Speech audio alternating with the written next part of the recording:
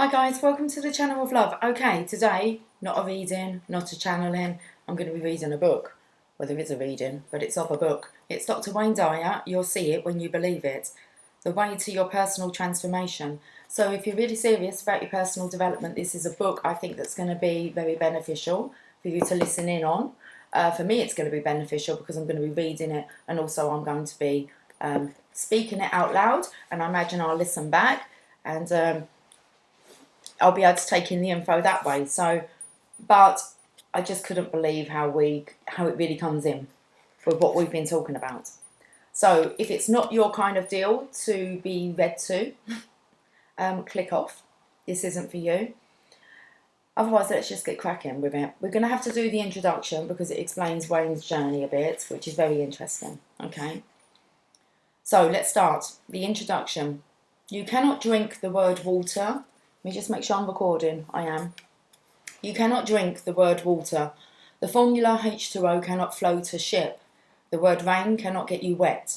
You must experience water or rain to truly know what the words mean. Words themselves keep you several steps removed from the experience. And so it is with everything that I write about in this book. These are words that are meant to lead to the direct experience. If the words that I write ring true, it is likely that you will take the ideas presented here and create your experience of them.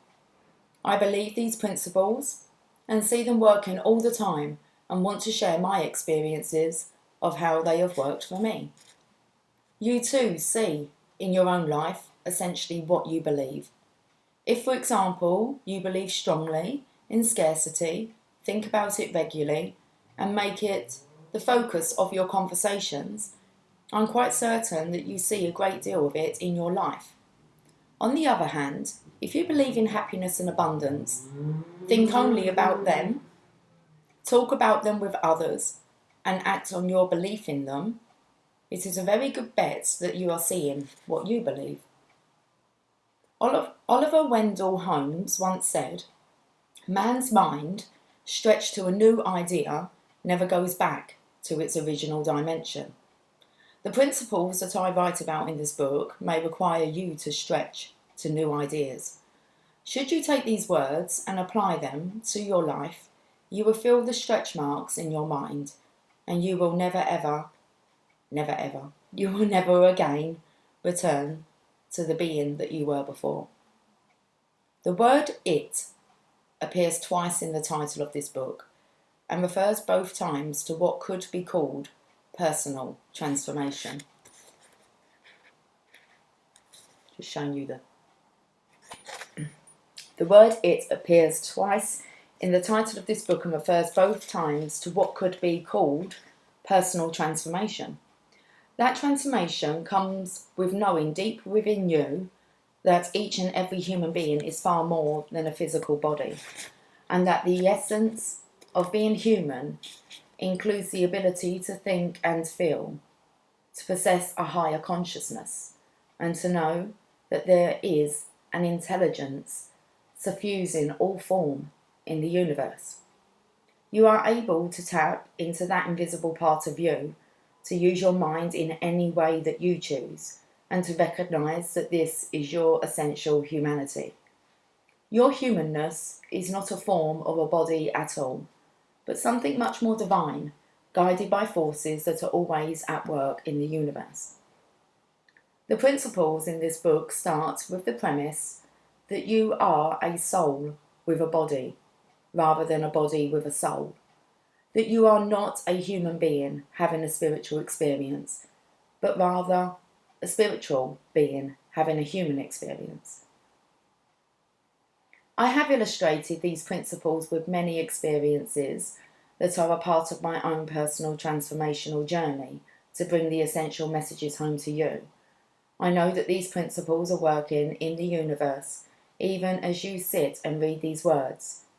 They are working independent of your opinion about them, very much like the principles of digestion and pulmonary circulation are working within your body right now without your help. Whether you believe in these universal principles or not, they are going to work. But should you decide to tune into them, You may find yourself living at an entirely new level and enjoying a higher kind of awareness, an awakening, if you will. As long as you resist, you will not see the benefits. By this I mean you will stay with your old ways, live the "I'll believe it when I see it" mentality, hoard your toys and work even harder to accumulate more money, continue to make appearances more important than quality, live by rules rather than ethics. If you are only slightly wavering, then stay with what you are familiar with until you can no longer resist. Because once you start to make the transformational awakening journey, there is no going back. You develop a knowledge that is so powerful that you will wonder how you could have lived any other way. The awakened life begins to own you, and then you simply know within that you are on the right path, and you don't even hear the protestations of those who have chosen something quite different for themselves. I never imagined myself needing to change. I did not have a plan to change my old ways or a set of goals to improve anything in my life. I felt confident that I had my life running the way I wanted it to. I was extremely successful professionally, and nothing seemed to me to be missing. Yet I had undergone a major transformation that has added a lustre to each of my days that I never even contemplated a few years ago. I was born in 1940, the youngest of 3 boys, all under the age of 4. My father, whom I have never seen, abandoned this family when I was 2. From all accounts, he was a troubled man who avoided honest work, drank excessively, physically abused my mother, and had run-ins with the law and spent some time in prison. My mother worked as a candy girl at a dime store on the east side of Detroit, and her weekly wages of $17 barely covered her streetcar and babysitting expenses. There was no aid to dependent children or welfare then. I spent many of my early years in foster homes where my mother visited whenever possible. All I knew of my father was what I heard from others, particularly my 2 brothers. I pictured an abusive, non-caring person who wanted nothing to do with me or my brothers. The more I heard, the more I hated. The more I hated, the angrier I became. My anger turned to curiosity, and I dreamed constantly about meeting my father and confronting him directly. I became fixated on my hatred and on my desire to meet this man and get the answers firsthand. By 1949, my mother had remarried and reunited our family. Neither of my brothers were ever voluntarily mentioned my father, and my inquiries were met with a look that implied, "He's no damn good. Why do you want to know any more about him?" But my curiosity and my bad dreams persisted. Often I would wake up sweating and crying after a particularly intense dreaming sequence about him. As I grew into adulthood, my determination to meet this man became even fiercer. I became obsessed with finding him. His side of the family protected him because they felt that my mother would have him arrested for years of non-support.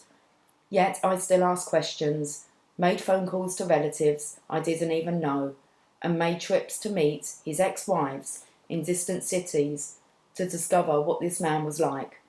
Always, my search ended in frustration. I would run out of funds to chase down a lead, or I would have to return to my own personal responsibilities of being on active duty in the military or going to college or raising my family. In 1970, I received a phone call from a cousin I had never met, who had heard a rumour that my father had died in New Orleans, but I was in no position to investigate it. At the time, I was completing my doctoral studies, moving to New York to become an associate professor at St. John's University, going through a painful divorce and stuck in place when it came to my writing. In the next few years, I co-authored several texts on counselling and psychotherapy.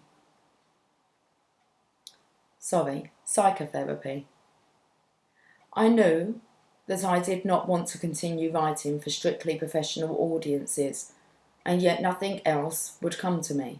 I was stuck. Personally, divorce; physically, overweight and out of shape; and spiritually, a pure pragmatist with no thoughts about metaphysics. My dreams about my father intensified. I would awaken in a fit of anger, having been dreaming about beating my father while he smiled back at me. Then came the turning point in my life. In 1974, a colleague of mine at the university invited me to take an assignment in the South. She was the coordinator of a federally financed program that was looking into the compliance rates of Southern colleges into the civil rights legislation of the 1960s. She wanted me to make a visit to the Mississippi State College for Women in Columbus, Mississippi. When I decided to go, I telephoned the infirmary in New Orleans, where my cousin had reported my father to have been, and I learned that Melvin Lyle Dyer had died there 10 years earlier of cirrhosis of the liver and other complications, and that his body had been shipped to, I'm not sure how to pronounce this, Biloxi, Mississippi, Columbus, Mississippi. Biloxi, Mississippi. Columbus, Mississippi is about 200 miles from Biloxi. I decided that this was it. When I finished my visit at the college, I was going to complete my journey and do whatever it took to close out this chapter in my life. I contemplated bringing this unresolved relationship to some kind of resolution. I was curious to know if my father had told the hospital officials that he had 3 sons, and if our names would be on the death certificate. I wanted to talk to his friends in Biloxi to see if he had ever mentioned us. Did he ever secretly try to find out how his ex-wife and children were doing? Did he care? Did he have a capacity for love that perhaps he had hidden from everyone? Mostly, I wanted to know how he could have turned his back on his family for a lifetime. I always looked for a loving reason that he might have left. I always looked for a loving reason that he might have left, and yet my anger at his behaviour in those years still haunted me. At 34 years of age, I was controlled by a man who had been dead for almost a decade. I rented a brand new car in Columbus to make the drive to Biloxi. I mean brand new. The odometer read 0,000.8 miles. As I settled in behind the wheel, I reached for the lap belt and discovered that the right hand belt was missing. I got out of the car, took out the entire bench seat, and there was the belt, attached to the floorboard of the car with masking tape, the buckle encased in plastic wrapping, and a rubber band around the plastic wrapping. When I ripped off the tape and the plastic, I found a business card tucked inside the buckle. It read, Candlelight Inn, Biloxi, Mississippi, and had a series of arrows leading to the inn. I thought it was odd, since the car had not been used before I rented it, but I stuck the card in my shirt pocket. I arrived at the outskirts of Biloxi at 4:50 p.m. on Friday and pulled into the first gas station I saw to call the cemeteries in Biloxi. There were 3 listed, and after a busy signal at the first and no answer at the second, I dialed the third and least impressive listing. In response to my inquiry, an elderly-sounding male voice said he would check to see if my father was buried there. He was gone for a full 10 minutes, and just as I was about to give up and wait for Monday morning to do more research, he came back with the words to end a lifetime journey. Yes, he said, your father is buried here, and he gave me the date of his interment. My heart pounded with the emotion of this powerful moment. I asked him if it would be all right if I visited the grave right away. Certainly.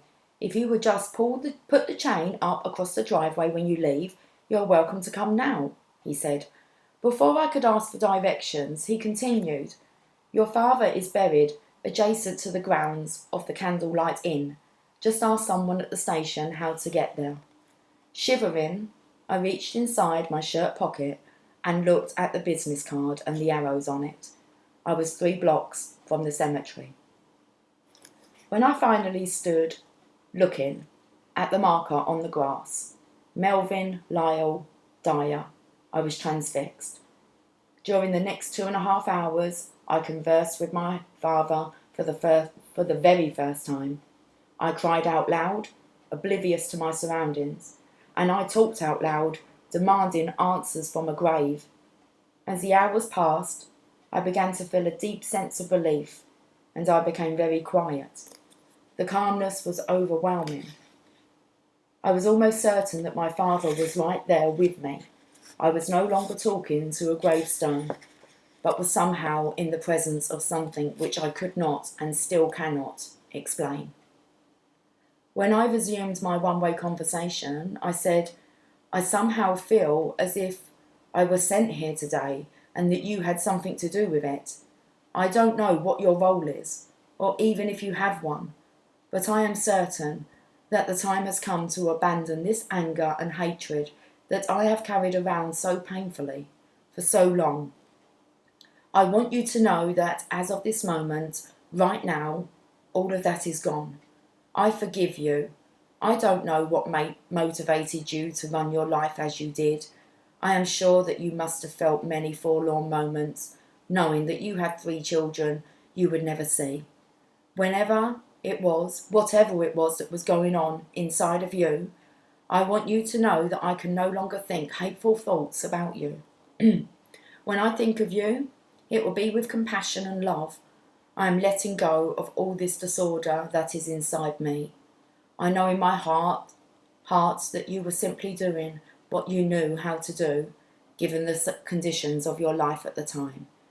Even though I have no memory of ever having seen you, and even though it was my fondest dream to someday meet you face to face and hear your side, I will not let those thoughts ever hold me back from also feeling the love I have for you. As I stood at that lonely grave marker in southern Mississippi, I said words I've never forgotten, because they signified how I will be conducting my life from then on. I send you love. I send you love. Honestly, I send you love. In one pure, honest moment, I experienced feeling forgiveness for the man who was my father, and for the child I had been who wanted to know and love him. I felt a kind of peace and cleansing that was entirely new for me. Though I was unaware of it at the time, that simple act of forgiveness was the beginning of an entirely new level of experience in life for me. I was on the threshold of a stage of my life that was to encompass worlds I could not even imagine in them days. When I went back to New York, miracles began to appear everywhere. I wrote Your Erroneous Zones with ease. An agent arrived in my life through a series of strange circumstances at exactly the right moment. I had a meeting with an executive of T.Y. Crowell Publishers, and a few days later he called to tell me that Crowell was going to publish my book. Every step along the way of the Your Erroneous Zone story was another miracle waiting to happen. Strange and wonderful events occurred with delightful frequency. The exactly right person would be there when needed. The perfect contact would materialise out of the strangest coincidences. My speaking schedule increased, and my performances in front of audience became effortless. I abandoned my notes, though often talking for 6 and 8 hours at seminars. Later, these seminars became a series of successful tapes. My personal family life improved almost immediately, and I made decisions that I previously had pondered over for years. In what seemed to fast forward, I had achieved what most authors dreamed about. I had the top-selling book in the United States and was having the time of my life appearing on the talk shows. In the years that followed, my writing seemed to be taking me in new directions. I went from writing about how to utilise specific strategies and self-understanding to how to become a more assertive human being. I went from telling people how to do something to writing about the importance of being at transcendent levels as a human being. Today, I am convinced that my experience of forgiveness, while emotionally draining at the moment it was occurring, was the beginning of my transformation.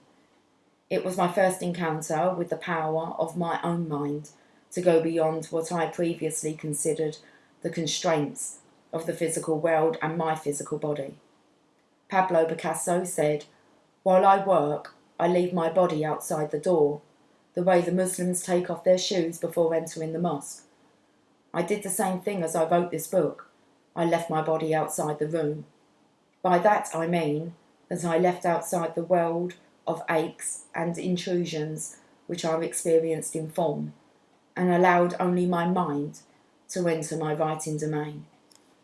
In this world of pure thoughts, there are no limits. What is the limit to your imagination? This part of me, that is my thoughts, is pure energy, allowing the ideas to coalesce into words in my mind, and then into form on my typewriter. No excuses, no fatigue, no fears, no anguish, simply energy that is somehow flowing through me to you without any limitations. As I create, I know that these words and ideas are not mine to own, that I am a conduit through which they flow, and that when I am open and unattached, when I leave my body at the door, as Picasso said, I am a part of the creative process that is related to being awakened. This awakening process and the rewards that go with being bitten by the transformational bug are precisely what this book is about. To begin the awakening process, you must become very comfortable with the concept of paradox. Why? Because you are one big walking, talking, breathing paradox at all moments of your life. It is simply the way of things. The Bhagavad Gita, one of the most ancient spiritual books on our planet, sums up paradox as follows. By passion for the pairs of opposites, by those twin snares of like and dislike, Prince, all creatures live bewildered, save some few who, quit of sins, holy in act, informed, freed from the opposites, and fixed in faith, cleave unto me. And bewildered you will continue to be until you get very comfortable with opposites like the following. You are simultaneously in form, with all of the rules and laws that apply to form, and in non-form, with a completely opposite set of rules and laws. You are both shy and aggressive within the same body. You are lazy and hard-working. You get the most approval when you care the least about it. The tighter you squeeze the water, the less you have. The things that upset us in others are the lessons we have to learn ourselves. You cannot exclusively examine the North Pole of the magnet. No matter how thin you slice it, there is always a South Pole to consider. The dualism is always here, is always there. Rather than dismissing this concept with your left brain linear side, remember that you have at the same time a right brain, intuitive side, that can allow opposites to live comfortably with each other. I delight in Ram Dass's description of paradox in Be Here Now. The most exquisite paradox, as soon as you give it all up, you can have it all. As long as you want power, you can't have it. The minute you don't want power, you'll have more than you ever dreamed possible. Until you are blissfully comfortable with this concept, and until you come to grips with your own predicament of being informed and formless simultaneously, you will be struggling with this paradox. After listening to my tapes on transformation, a woman wrote to me, "Wow, this stuff really works when you truly let it in."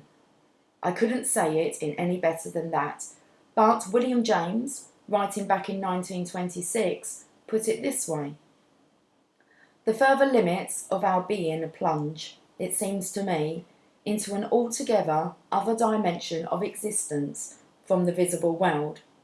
Name it the mystical region or the supernatural region, whichever you choose, we belong to it in a more visible world. When we commune with it, work is actually done upon our finite personality, for we are turned into new men. One thing I know for certain, by communing with all of these universal principles, by writing about them, by living them every day, I have been transformed into a new man, a happier, more purposeful, more fully alive man than I ever dreamed possible for myself. Now I hope that my efforts and energy are visible in this book and will help to make a positive, loving difference in your life as well. In love and light, Wayne W. Dyer, 1989. Wow.